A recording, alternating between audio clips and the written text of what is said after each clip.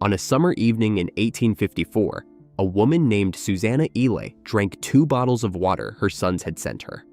She liked the taste. By Saturday evening, she was dead.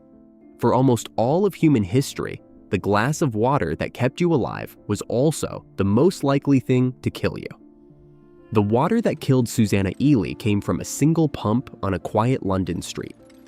The same pump that in 10 days would claim more than 600 lives within a few city blocks. Susanna Ely did not live on that street. She lived 6 miles north, in the leafy suburb of Hampstead. Her sons had carried the water to her in bottles because she missed the taste of home. The pump, the well, the river at the end of the lane. These were not conveniences. They were the place where the city met its own waste, and the place where that waste found its way back into the body.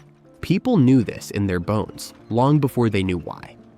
Every civilization in history has built its cities next to water. The river gave them trade, food, and drink. It also gave them something else.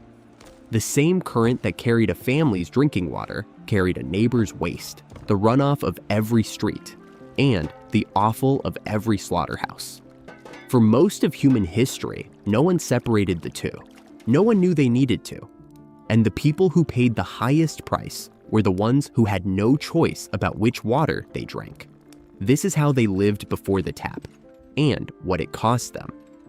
A family on the 4th floor of a Lower East Side tenement in the 1880s woke every morning to the same work. Someone had to fetch the water. The tenement had no tap inside the apartment. There was a single pump in the courtyard, shared by dozens of families, whose windows opened onto the same patch of packed dirt. On a good morning, the line was short. On a bad morning, after a freeze, or after a neighbor's child dropped a toy down the well, the line wrapped around the building. The mother walked down 4 flights to fill a wooden bucket at the shared pump. If she was busy, the eldest daughter, still young enough to lift a full pail, made the trip instead. The pail was heavy. The stairs were steep and dark. The handles of the bucket cut into fingers. This was done 2 or 3 times a day, depending on how many people lived in the flat, how soiled the laundry had become, and whether anyone was sick. A single gallon of water weighs just over 8 pounds. A family of 6, in a city without plumbing, used perhaps 40 gallons a day for cooking, drinking, washing, and laundry. That is more than 300 pounds of water lifted up 4 flights of stairs by hand before lunch. The water sat in a wooden tub in the hall. The same tub might be used to soak a child's shirt on Monday and to bathe a feverish grandfather on Friday. In the 1880s, the idea that water could itself be the source of illness was still considered a fringe view in the medical profession. The tub was just the tub. The pump was just the pump. The water was just the water. The whole city was built around this arrangement. Streets were paved not for pedestrians, but for horses.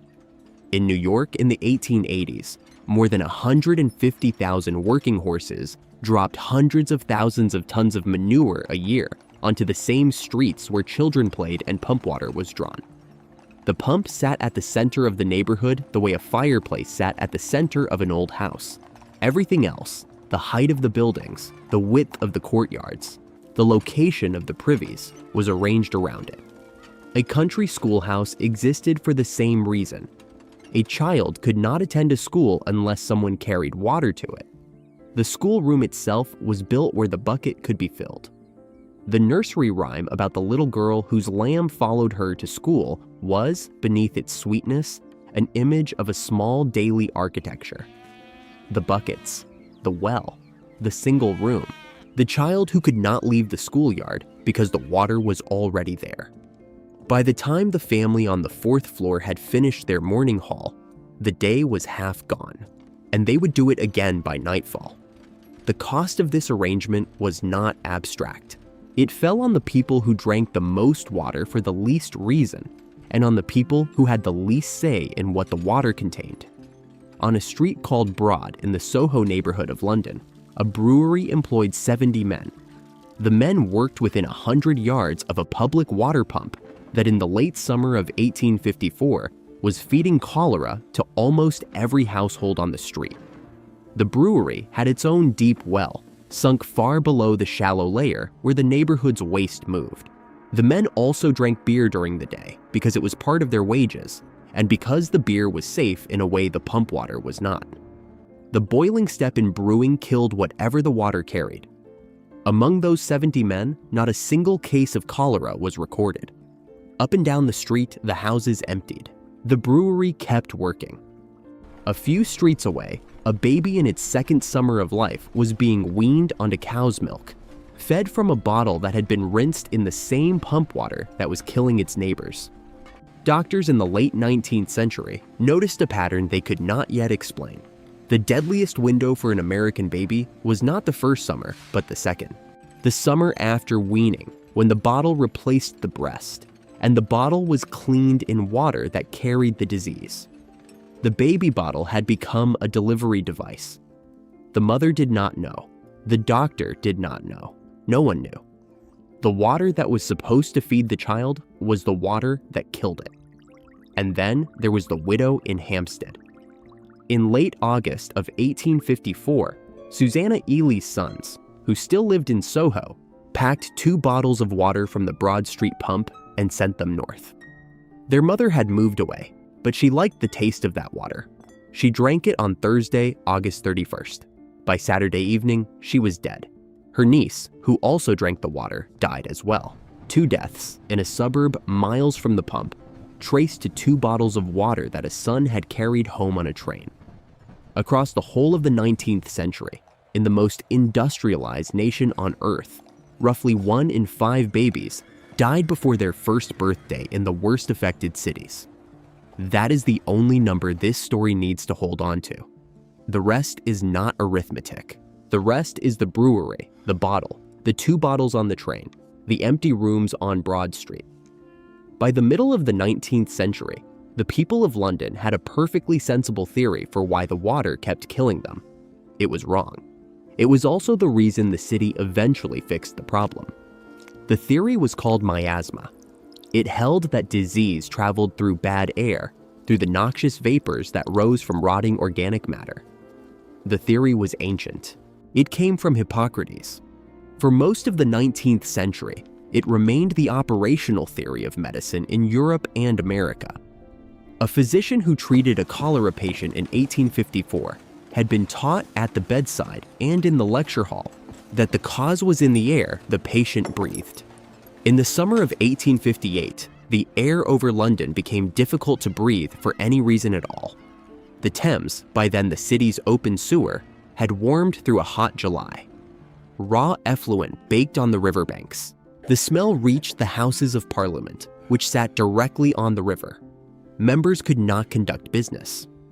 The windows were hung with curtains soaked in chloride of lime, in a desperate attempt to keep the smell out. Workers dumped 200 tons of lime a day into the river near the sewer outlets. The bill was paid by a parliament trapped in its own building. Queen Victoria and Prince Albert reportedly abandoned a Thames pleasure cruise because of the smell. The people of London smelled the river and saw death.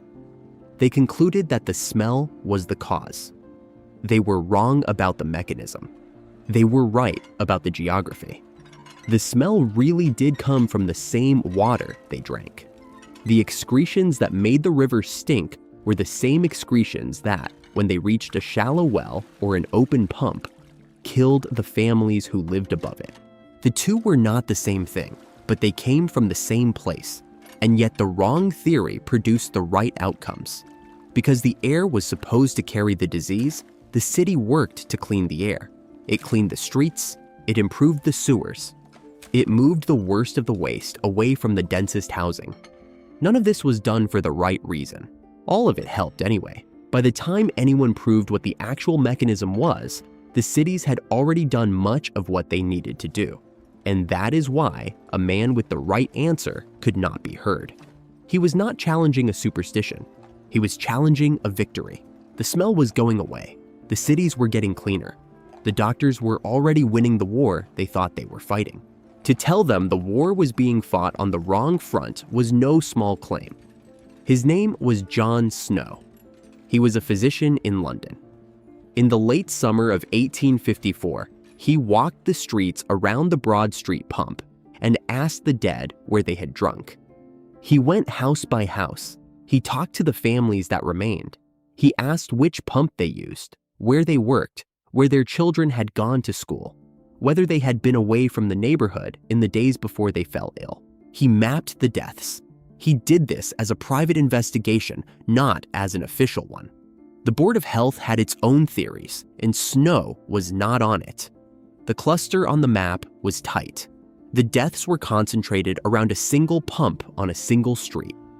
A handful of households on the street had escaped. Snow found that they drew their water from somewhere else, a nearby brewery, a private well, a pump on a different block. The women who sent their children to a school a few streets away saw almost no illness. The women whose children attended the school next to the pump did. The brewery, with 70 men drinking beer from a deep well, sat at the center of the map and recorded 0. Snow presented his findings to the local Board of Guardians on September 7, 1854. The board was reluctant. Removing the handle of a public pump on a public street was not a small act. It was an accusation. It meant telling the people of the neighborhood that the water they had been drinking for years had been killing them. The board argued for hours. Eventually, almost as a precaution, they ordered the handle removed.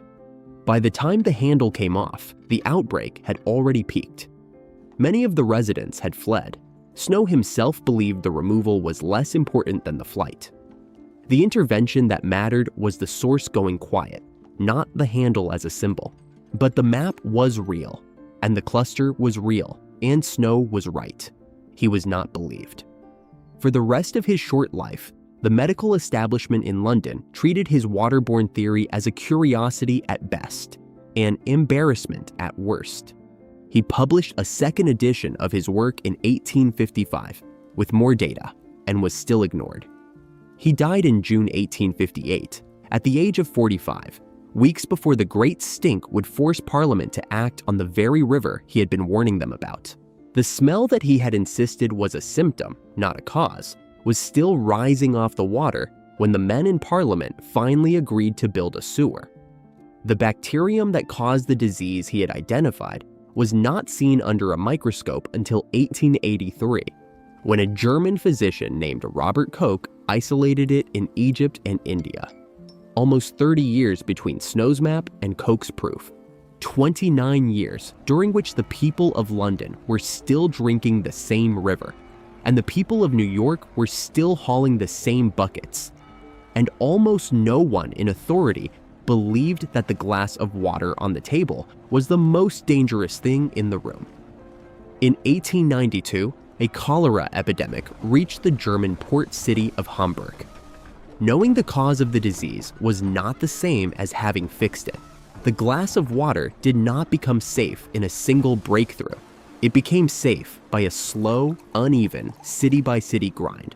And the grind took longer than most people realize. Hamburg drank its water straight from the Elbe, filtered through nothing.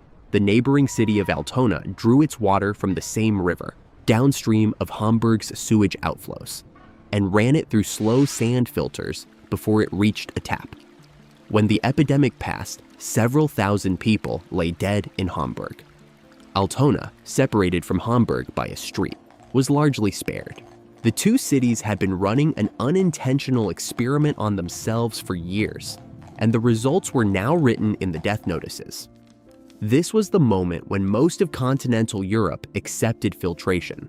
It was not the moment American cities accepted it. New York would not routinely disinfect its water supply until 1908, when a city in New Jersey called Jersey City became the first in the United States to add chlorine to its drinking water as a routine practice. The chemical that finally made the American glass of water reliably safe was, by that point, an old industrial product being put to a new use, with no certainty yet that it would work at scale. The tenement water tap, the indoor faucet, the pipe that brought water directly into the apartment. This arrived in New York working-class housing only after 1901. For the family on the 4th floor of the Lower East Side tenement, the change happened in their children's lifetimes, not theirs. The mother who had hauled the bucket would not have known the convenience. The daughter who had been too young to lift the pail might have grown up to turn a tap. For more than 50 years after Snow removed the handle from the Broad Street pump, London and New York were still delivering untreated river water to homes. The fix was not a single idea. It was a chain of ideas, each of which had to be argued for in a different city, against a different cost, by a different set of people who were often uninterested in being convinced. Slow sand filters, then chemical disinfection, then indoor plumbing, then reliable sewerage. Each arrived on its own schedule, and each saved lives that no one was counting. The glass of water did not become safe because someone had a eureka moment. It became safe because enough cities, slowly and unevenly, decided that the alternative was no longer acceptable. There is a glass of water on a kitchen counter somewhere in the world right now. It is full. It is clean. The person who set it down did not test it, did not boil it, did not think about it. The tap that filled it was 2 feet away. The person will probably not think about it again until the glass is empty. A woman in Hampstead set down 2 bottles of water on her table in 1854. Her sons had carried them 6 miles because she missed the taste. By Saturday, she was dead. The only variable that connected her to the empty houses on Broad Street, 6 miles south, was the water in those 2 bottles. The thing that once decided who lived and who died in a city is now a tap that no one thinks about. The bucket has vanished. The courtyard pump has vanished. The forgetting is what the safety bought. It is also what makes the danger easy to lose. The next time a city argues about whether to filter its water, or chlorinate it, or repair the pipes that carry it, the argument will sound like a budget question. It is not. For almost all of human history, that argument was a question of who gets to live through the summer. If this story changed the way you think about the next glass of water you pour, leave a comment with the city you are writing from. And if you want to find out where the next everyday thing came from, subscribe to the Origin Portal. New origin stories every week.